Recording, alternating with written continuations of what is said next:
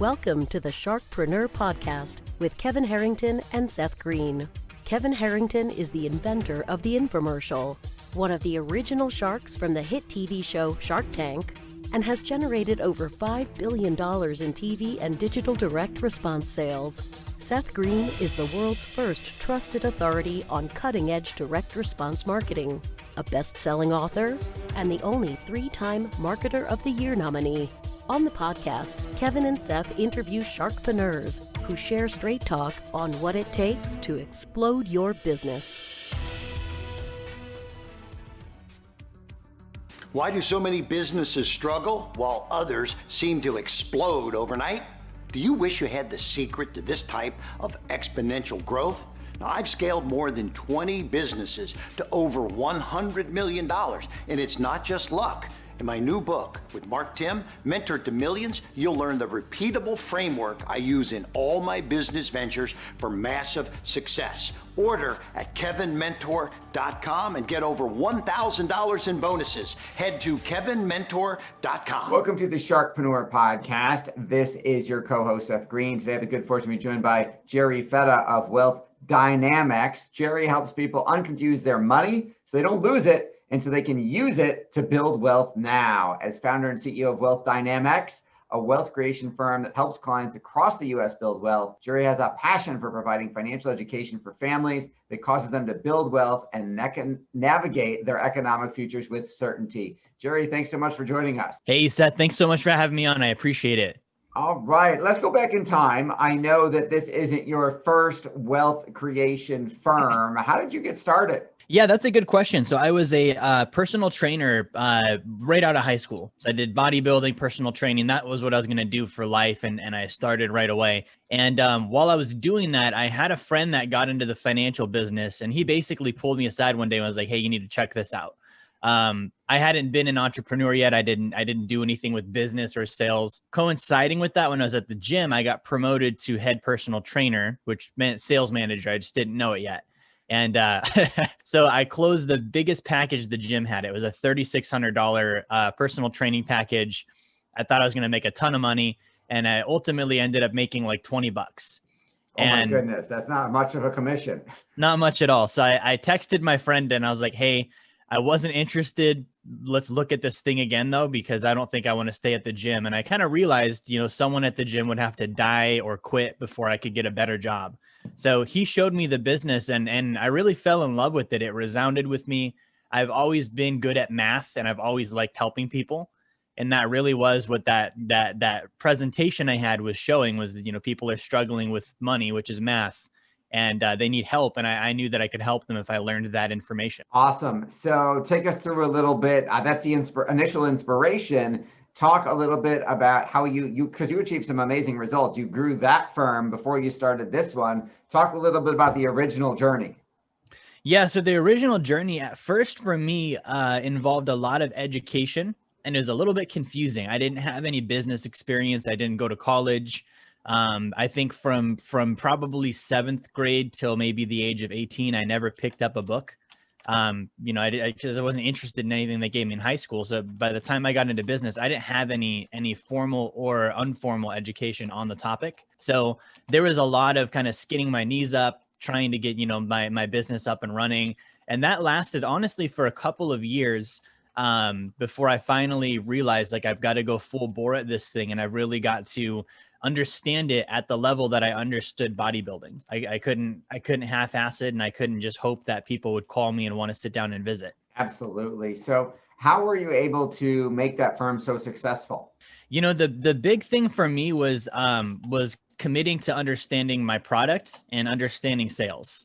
I think that was, initially my biggest hesitation is I didn't want to be a salesperson because I grew up hearing bad things about salespeople all of my life.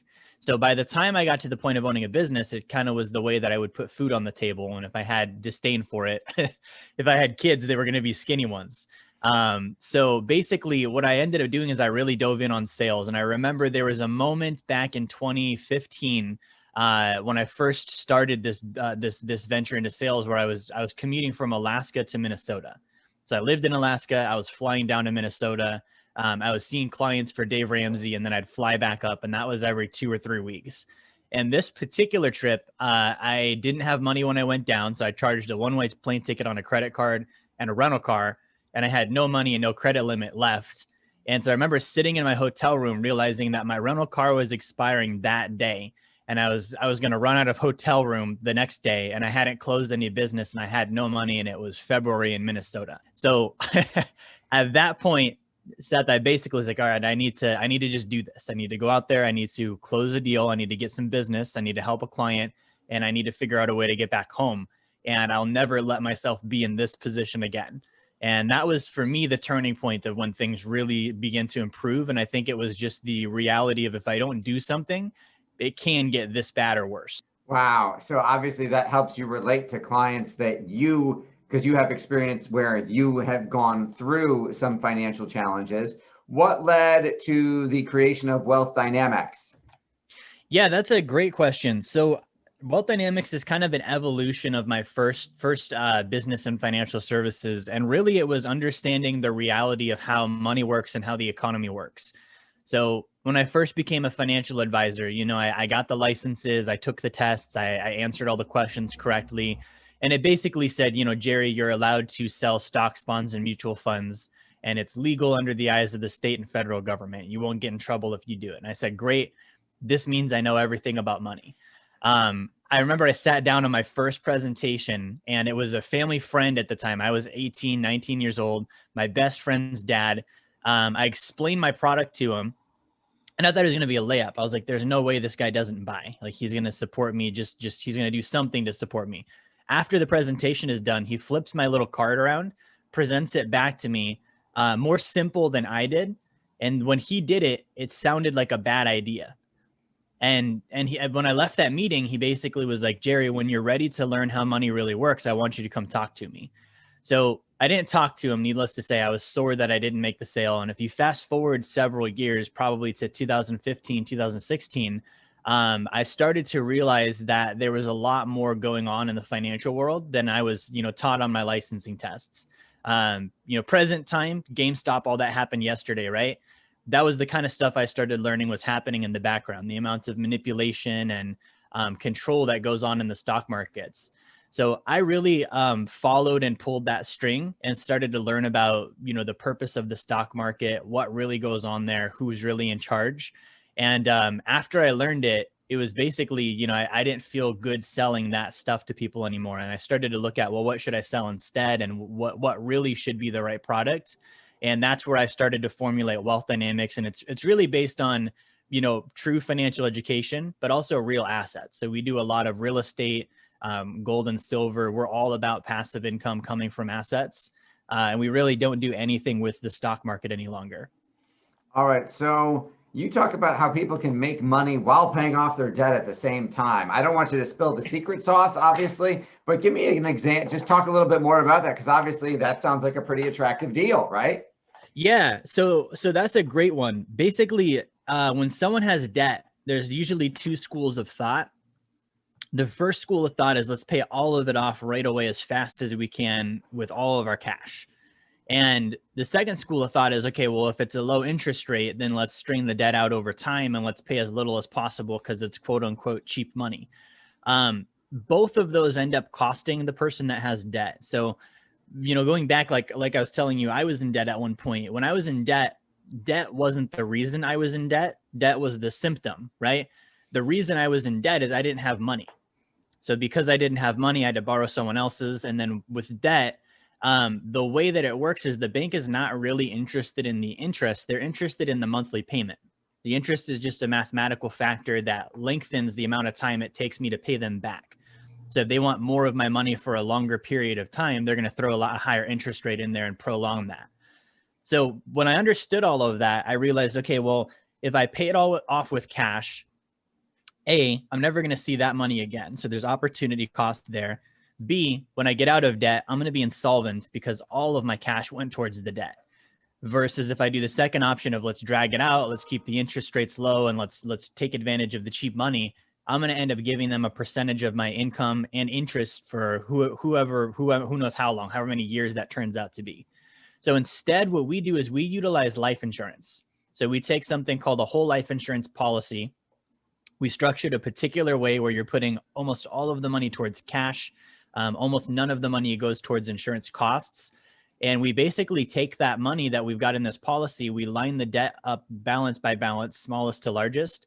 We'll borrow against that policy and use it to pay off the debt, knock it out, pay the policy back with what used to be the minimum payment on the debt. And we just continue going down the line until all of them are knocked out. The benefit of that, Seth, is the policy grows at a positive rate of about 3 to 5%. And then the interest cost when I borrow on that policy is only about 2 to 3%. And so when I'm doing this, the capital that I've put into this policy, it's still growing the entire time I'm paying off the debt while I'm using it. And so by the time I'm done, I'm out of debt. I've got all that interest saved, payments freed up, plus my cash has been growing for me the entire time. Absolutely fascinating, and not necessarily advice they get from a traditional financial advisor. You also talk about not paying taxes and getting away with it. I'm hoping we're talking about tax avoidance and not tax evasion, because I don't look good in orange, but tell us about your tax philosophy. Yes. So definitely tax avoidance. We don't want a Willie Nelson scenario. So basically with taxes, the tax code is what this all goes back to. So a lot of people, they're aware of paying taxes. They're aware of the IRS. They're not aware of the Internal Revenue Code. And that's the tax law. That's where all of our taxes come from. If you take the Internal Revenue Code and you break it down into just the tax law, not the case notes or the supporting documents, it's about 6,000 pages long, and only about 0.05% of that document has anything to do with paying taxes, which means the rest of it is not paying taxes. It's loopholes and ways out. So when I learned that, I started trying to figure out why. And I was like, well, why would it be all about not paying taxes? And it went back to who wrote the document. And there's two parties that write this. There are businesses, so they'll pay attorneys to write, a proposed tax bill, and then they'll hire a lobbyist, and that lobbyist will go court a politician and then get that bill passed as law. They don't want to pay taxes, and so that law is going to be something that benefits them and their industry in the form of not having to pay taxes, based on certain things that they're doing in their business. They wrote it. Everyone can do it though. And a good example would be on a vehicle. You can do something called a Section 179 deduction. I can write off the cost of a heavy vehicle for my business. I may not own a fleet business, which is primarily who that's for, but I can still use that deduction to my advantage if I own a heavy SUV or a truck. The second party that writes the tax code is, Congress and themselves. They're going to put laws in the tax code. They're typically trying to incentivize behavior. So if they want to see more housing, they're going to put tax incentives on housing. If they want to see more oil and gas production, they're going to put tax incentives on oil and gas. So when you understand that, those are the two parties that wrote it. Those are the reasons why they wrote it. And if we just play the rules of that game, taxes really kind of become an option. That is absolutely fascinating. What are some of the biggest mistakes people make with their money that you're helping them fix, other than what we just talked about? Yeah, so I would say the biggest mistake is not understanding it. And that's kind of chiefly where it starts out. That one is tough because it's everyone's responsibility, but it's not anyone's fault because we aren't taught that, right? So we don't go through school learning about money, finances, any of that stuff. So we kind of come out educated on other stuff, but we don't know what we're going to do with the thing that we're working for, right? So that's the biggest mistake, is not understanding it. What that leads to is trading it for the wrong things. Right. So when we work, we earn a dollar. That dollar is currency, and that currency is supposed to be exchanged for other things. And so when we exchange it for other things, hopefully we're exchanging it for something that gives us more benefit than what it costs. And if we do that enough times, we can become wealthy. Well, the lack of understanding on money causes us to exchange it for things that don't have the value, whether that be a car or a vacation or a loan or whatever it might look like. And if we stack that up enough times, it causes us to be poor. So those are really the two big ones. And I think most bad decisions stem from those two things. Well, your passion's obvious. What do you like best about what you do? That's a good question. It's something I definitely love. I think for me, it's really seeing the change in people's lives. Again, it's math, so it's very definite. There's no question mark on if 2 + 2 = 4. It just does. And so, it's something that works every time I do it. and I can always see a definite improvement with somebody after they're done. And I think that's probably it, is just helping people and seeing the results of that help.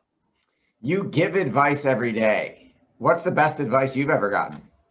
The best advice I've ever gotten. So there's a quote that I learned from a mentor, and that quote goes, earn more than you spend and always earn a lot. And that was a good flip for me, because I learned, spend less than you earn, which is a similar idea worded differently, but it put the emphasis for me on penny pinching and budgeting. So he flipped it and he's like, no, earn more than you spend and then always earn a lot. And that for me was a game changer. Absolutely. You can't listen to that and Jerry and, let's say, Susie Orman at the same time, because they're diametrically opposed advice. One is focused on penny pitching, cost cutting, and the other one's focused on expansion, which obviously resonates with our SharkPreneur audience.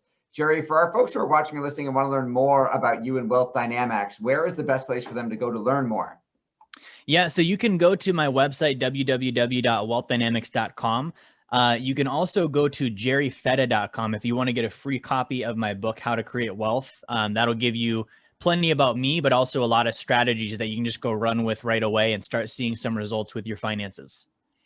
Awesome. This has been Seth Greene for SharkPreneur with Jerry Fetta from Wealth Dynamics. We know your time's incredibly valuable, Jerry. We greatly appreciate you spending some of it with us. Thanks, everybody, for watching or listening. We'll see you all next time. Do you need money to fund your idea, product, or service? Are you ready to take your business to the next level, but need capital to get it done?